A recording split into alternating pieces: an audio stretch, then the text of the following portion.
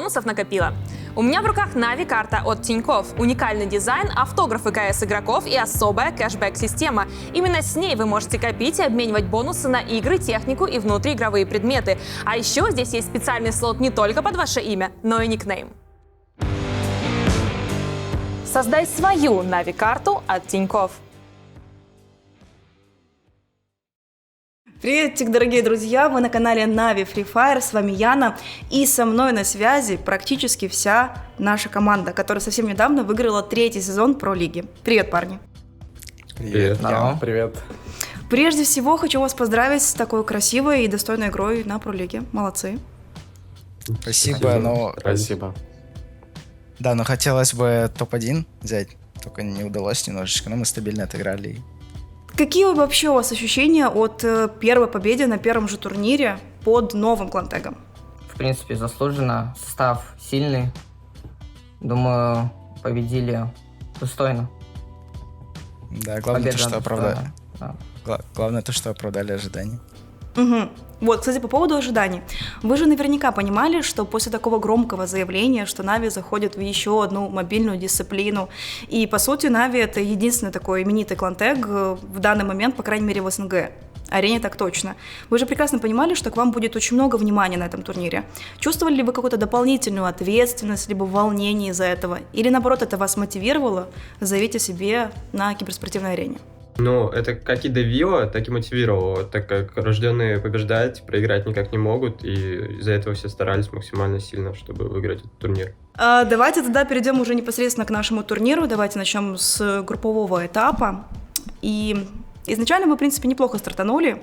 На вас были большие надежды, и многие полагали, что вы сразу пройдете на финальную стадию из группового этапа, но как-то с каждой неделей команда отыгрывала все хуже и хуже. Что происходило внутри команды и почему команда стала так по итогу нестабильно выступать? Как думаете? Ну, в начале до решафлов мы просто до лиги не тренировались, поэтому такой плохой старт начался. Ну, насколько я знаю, у вас в команде была не самая хорошая атмосфера. У нас такое, если честно, не первый раз было, но это мы фиксили, когда побеждали, мы забывали про это, как-то не обращали внимания. Но тут, когда уже начали проигрывать, можно сказать, и все это, можно сказать, начали искать тех, кто плохо играет, короче, обвинять начали друг друга. Угу. И к чему по итогу пришли? Ну и вот, мы в Дискорде собрались. Наш бывший капитан хотел заменить ДД, который сейчас у нас в составе, но мы недовольны были с этим решением со Скайриксом, потому что это там не его вина была, и все зависело от Дэнди, от его решений. И вот мы решили, что тут нужно лучше убирать Дэнди, чем игрока-стрелка, у которого очень высокий потенциал.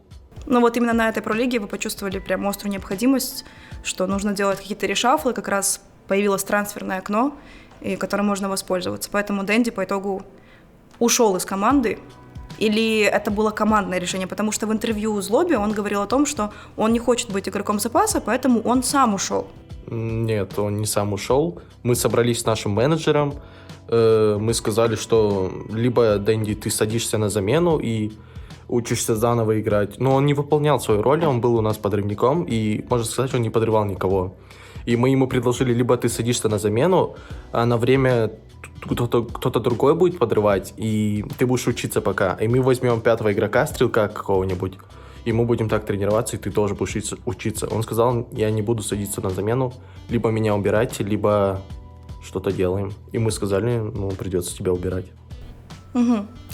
А насколько вообще-то это решение было сложным для вас в середине турнира? Очень сложно, потому Очень что сложно. Ты, по сути, выбираешь 50% состава и заново начинаешь играть. И до финала оставался всего месяц, и надо было как-то за месяц набрать сыгранность. Было сложно очень. Дэнди ушел в No New Era, и вы начали себе искать хорошего эндгейм-лидера. И тут, наверное, уже вопрос к Святогору. Вполне понятна мотивация организации команды найти себе сильного эндгейм-лидера, да и, в принципе, топовых игроков нашего региона. Какая у тебя была мотивация? Сколько тебе было сложно принимать решение в середине турнира переходить из топовой команды, которая выше по рейтингу в таблице в этом турнире, в организацию Нави? Ну, мне это особого труда не составило, потому что лига и гранд-финал, я понимал, что это разные игры. И мы можем не отыграть в гранд-финале так, как в лиге. Даже если мы займем топ-1 в лиге, мы можем взять топ-12 в гранд-финале, потому что я в своих тиммейтах тогда сомневался максимально. А Скайрикса и Важного я знал очень давно и знал, что ожидать от них. Твистер, насколько я знаю, ты не с первого раза согласился перейти в команду Нави. Да. Что стало решающим в принятии этого решения? Ну, меня позвали сами игроки в команду, то есть не сам менеджер, а сами игроки мне написали то, что давай в команду, типа. Ну, я подумал то, что все будет хорошо, потому что я всех игроков с этой команды знаю достаточно давно. Был опыт с ними в игре, ну, я знаю, на кого можно положиться, и вот решил перейти. Угу. А получилось ли у вас сохранить какие-то хорошие дружеские отношения с бывшими тиммейтами и уйти из команды на какой-то позитивной ноте? Ну, уходил я на позитивной ноте, типа, прям не токсик прям вообще не было. Ну, то есть, нормально, короче, все было. Ну, у меня изначально тоже, но потом это переросло все равно в обиду какую-то у них. И они начали стараться подруинить нам. Парни, вы же наверняка представляли себе вот переход в Нави, то есть совпали ли ваши ожидания и реальность, скажем так? Мои, да. Да, выиграли турик, вот. Ну, атмосфера в команде очень хорошая, подготовка была тоже сложная. Давненько так много не играл, то есть каждый день было очень много праков, мы тренировались. То есть я думаю, что мы заслуженно заняли первое место, потому что, как по мне, никто из команд так много не играл, как мы. А сколько примерно в день вы играли? Ну, мы играли С около... 15 до 22. Угу. Да, около 8 часов. Каждый день на протяжении месяца. Да. Но это именно праки, там еще кто-то, может, индивидуально тренировался, там, много бывает. Светогор, ты перешел в нашу команду на привычную тебе позицию, ты у нас ингейм-лидер. Пробовал ли ты поменять что-то внутри команды в плане тренировочного процесса, может быть, тактики, стратегии перед финалом, либо перед плей-ином, либо у тебя просто банально на все это времени не было? Ну, стратегия у меня и так изначально своя была, локации мы особо не сменили, поэтому как отыгрывать я понимал, когда уже переходил. И, в принципе, все было нормально с этим. Вы обсуждали, каким составом будет отыгрывать оставшиеся стадии этого турнира, и будут ли какие-то ротации на различные игровые дни? Ну, вообще, у нас нет таковой замены, у нас должен отыгрывать каждый игрок. Но в финале получилось так, что заменить никого не получилось, потому что мы отыгрывали очень стабильно, и это бы повлияло на мораль команды. Мы решили уже отыгрывать вот вчетвером вот так. Просто каждый игрок в команде хотел как лучше своей команде, и даже если бы, допустим, меня посадили на банку, то я бы... Главное, чтобы команда топ-1 была, и все. Давайте тогда перенесемся уже после трансферного окна. Вот вторая часть группового этапа. Несмотря на то, что у нас усиленный и обновленный состав, все равно давался не совсем просто. Как вы думаете, с чем это связано? Просто не успели сыграться, либо были какие-то другие причины? Просто не успели сыграться, потому что сразу новой команде выдавать очень хорошо, это должно повести. Угу. Да. Тем более, когда заменили капитана, и, по сути, другой подход, и все такое, было сложно привыкнуть. Ребят, а на вас как-то влияло то, что ваши бывшие команды, которые также отыгрывают с вами этот турнир, они продолжаются также стабильно и хорошо отыгрывают? Посещала ли вас мысль о том, что, может быть, вы сделали ошибку и решение перейти в Нави было опрометчивым? Нет, не было такого. Мы были уверены, то есть, что выиграем. То есть даже не было доли сомнения? Нет, не было, потому что мы же разошлись на очень хороших нотах. Мы провели очень много времени вместе, и мы уже как друзья только радовались только радовались за своих бывших тиммейтов. Угу. Вот вы только что сказали, что лига и финалы — это две разные вещи, и вот ходили слухи, что на этапе плей-ина вы выкладывались не на все 100% для того, чтобы сохранить стратегии перед финалами, чтобы их не палить. Так ли это на самом деле?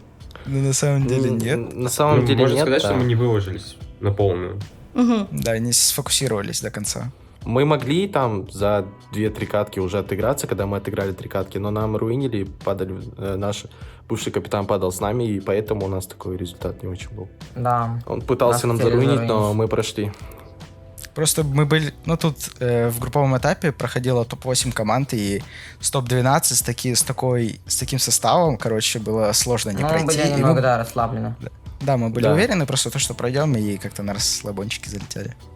Хорошо, тогда давайте уже переходить, наверное, к финалам, к самому интересному этапу этого турнира, по крайней мере, для нас так точно. Как раз на финалах вы ультанули, показали настоящих рожденных побеждать, которые забирают первое место с большим отрывом от ближайших соперников, забираете себе инвайт, 4-й сезон, ну и, соответственно, призовые.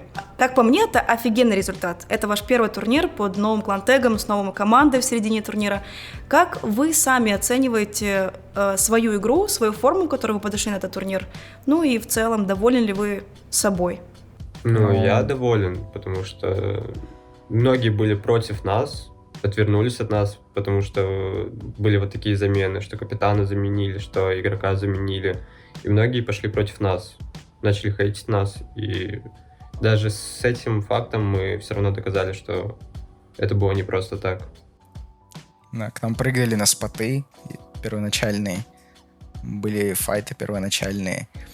И еще то, что, ну, немножечко не удовлетворили то, что не взяли ни одного топ-1 в финалах. Но это, Это фишка. да. Это мы еще пофиксим, и Да. в следующий раз будет иначе. А как вы думаете, с чем это связано? Ну, были топ-2, были топ-3, вы избрали турнир, но да, есть такой забавный факт, что без единого топ-1 на финальной стадии. Потому что мы не сыгрались еще до конца М, полностью. мы не доигрывали. последнюю зону. В этом Да. проблема была. Вот вы сказали про хейт. Вам писали что-то в соцсети или как это выражалось, помимо того, что к вам прыгали постоянно? Да, это везде выражалось просто, что в Ютубе Да, там в комментариях. комментарии у многих было, что И нам ВКонтакте, каждому это писали. Даже в личку многим написывали, мол, Некрасиво поступили, кинули капитана, заменили 50% состава и все такое. Ребята, если сравнивать Нави на групповом этапе, Нави на этапе плей-ин и в финале, в чем кардинальная разница между этими тремя командами, как вы думаете? Что изменилось? Может быть, плейстайл, стали агрессивнее отыгрывать, стали более уверенно себя чувствовать? Но уверенность прибавилась. Это точно. Мгм. мы успели пофиксить пару ошибок за это время между плей-ином и гранд-финалом. Это сыграло большую роль в финале. Ну и наверняка все эти неприятные сообщения в соцсетях добавляли вам дополнительной мотивации, чтобы забрать и доказать всем, что Да. вы топовые. Да. И даже хорошо то, что мы сразу не прошли в финал, потому что в плей-инах мы, ну, короче, Нашли дополнительные свои катки, ошибки. да, и потренировались. Увидели. Давайте тогда обсудим MVP турнира, тем более он сегодня с нами. Даже не так, я зайду сдалека. Есть команда по мобильному PUBG, я не знаю, насколько сильно вы следите за мобильной PUBG, вообще как за дисциплиной. И в команде мобильных PUBG есть очень интересная штука, связанная с MVP. Во-первых, они все призовые, которые связаны с MVP, они делят пополам, дабы не было вот этой вот нездоровой внутренней конкуренции в команде. Ну и во-вторых, они своему тиммейту всячески помогают забрать MVP, то есть там саппортят на максималках. Есть ли у вас какие-то подобные штуки в команде, и как вы вообще относитесь к вот своим личным достижениям? Ну, у нас такого нет. Мы просто играем вчетвером и не пытаемся никого выделить, или никто не пытается выделиться. Каждый просто играет и пытается помочь тиммейту. У нас не стремятся к МВП, у нас главное результат, Победа. главное топ-1, да. Давайте тогда обсудим ваших соперников на этом турнире. У кого-то это бывший тиммейт, у кого-то это бывший ингейм-лидер. Как в целом вам соперники на этом турнире, и как вы в общем и целом оцениваете уровень СНГ региона? Но СНГ регион это один из самых сильных регионов вообще в Free Fire, как по мне. То есть все команды очень сильные, и каждая команда, которая прошла, ну, получила слот на ИМЕ, они этого заслужили. Да, еще порадовал тот факт, то, что уровень СНГ до чемпионата мира и уровень СНГ региона после чемпионата мира вырос, и появилась конкуренция. Было очень приятно. А были ли команды, которые вас, откровенно разочаровали? Вы ожидали большего, но ребята себя плохо показали. Команда Shadow немного не доиграла, не знаю почему. Ну, потому что у них тоже были решафлы. Но, думаю, пацанам не надо расстраиваться. Думаю, у них все впереди.